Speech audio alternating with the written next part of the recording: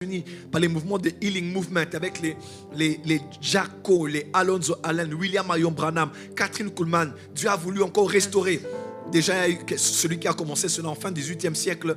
Il s'appelait John Alexander Dewey. C'est lui qui a commencé vraiment. Il a dit oui, on est sauvé, baptisé de l'esprit, c'est vrai, mais il y a un problème qui manque. Il y a quelque chose qui manque ici. Ce qui manque, c'est la guérison divine. Encore au monde, même ici, il y a des témoignages au Nigeria, les Babalola et tous ces hommes qui ont opéré dans la guérison divine. Bref, chaque réveil est une vague. Chaque réveil rétablit une vérité biblique.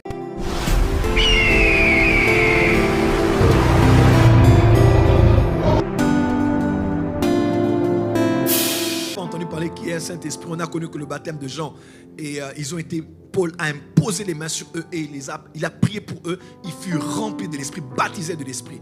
Donc même dans Actes des Apôtres, on voit plusieurs événements comme ça, où il y a comme des réveils, des mouvements de l'Esprit de masse qui se sont passés.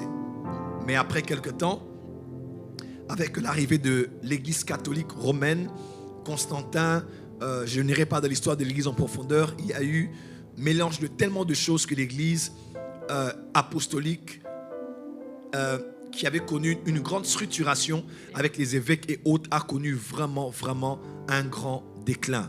C'était beaucoup plus l'État.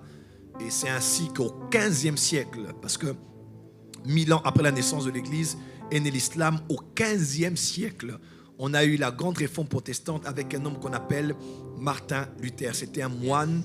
Il a lu Romains, il a lu Éphésiens. Il a dit non, on ne peut pas payer pour pouvoir être sauvé. On ne peut pas payer.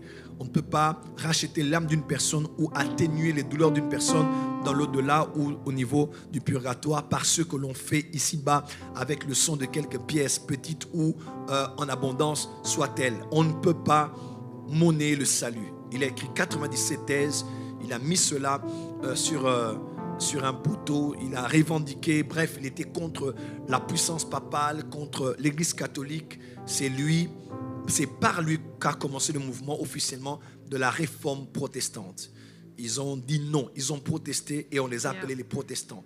Et Gutenberg en Allemagne était le bastion de la réforme protestante. Il y a eu en parallèle des hommes comme les Zwingli, comme les Jean Calvin au niveau de la Suisse, au niveau des Charles Finet, au niveau de l'Angleterre. Il y a eu comme ça beaucoup de mouvements au niveau de l'Europe où il y a eu des hommes, des George Whitefield, son frère, et plusieurs autres qui se sont levés. Ils ont dit non, il faut qu'il y ait quelque chose de nouveau. Il y a eu beaucoup de réveils. Il y a eu le réveil qui a permis de pouvoir donner à l'Église une nouvelle lumière sur le salut. Non par les œuvres, mais par la foi exclusive en Jésus-Christ.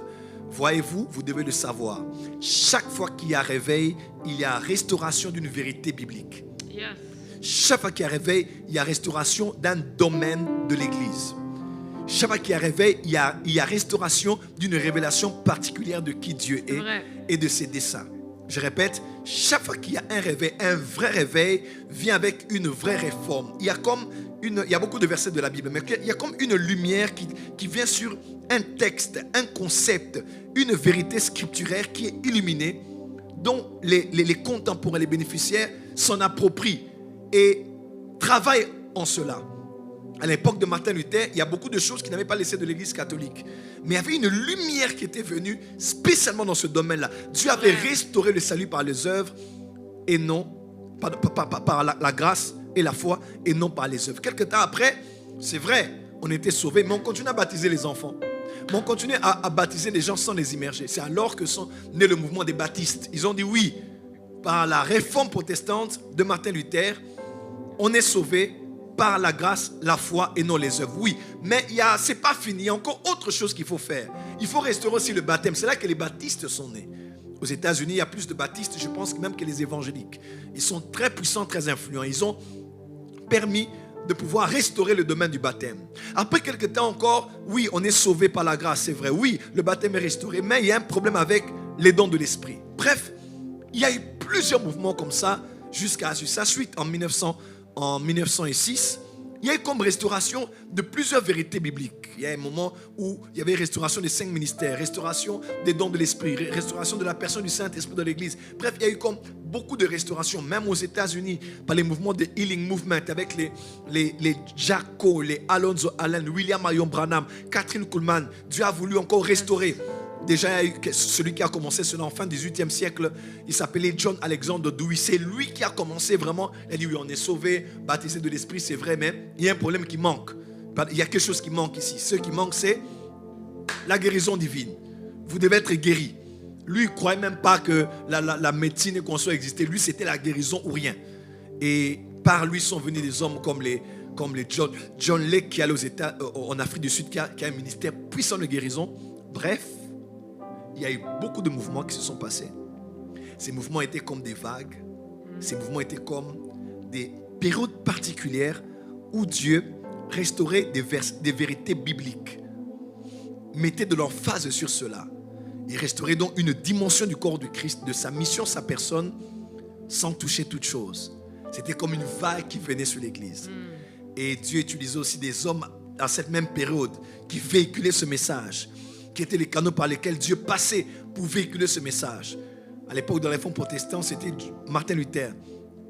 À l'époque du réveil des dons spirituels, baptême de l'Esprit, c'était le mouvement de la Pentecôte. C'est là où sont nées les assemblées de Dieu, Église pentecôtiste. C'est là, avec Azusa Street. Et il y a eu William Seymour et tous ces hommes de Dieu. Réveil des guérisons aux États-Unis, 1945, c'était juste après la naissance d'Israël. Juste quand Israël est né officiellement, il y a un mouvement de guérison aux États-Unis. Il y a eu les Catherine Kuhlman et toutes ces personnes qui ont bougé les États-Unis avec le mouvement de guérison. Et partout encore au monde, même ici, il y a des témoignages au Nigeria, les Baba Lola et tous ces hommes qui ont opéré dans la guérison divine. Bref, chaque réveil est une vague. Chaque réveil rétablit une vérité biblique.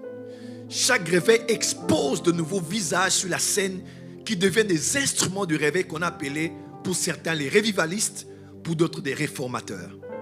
Amen.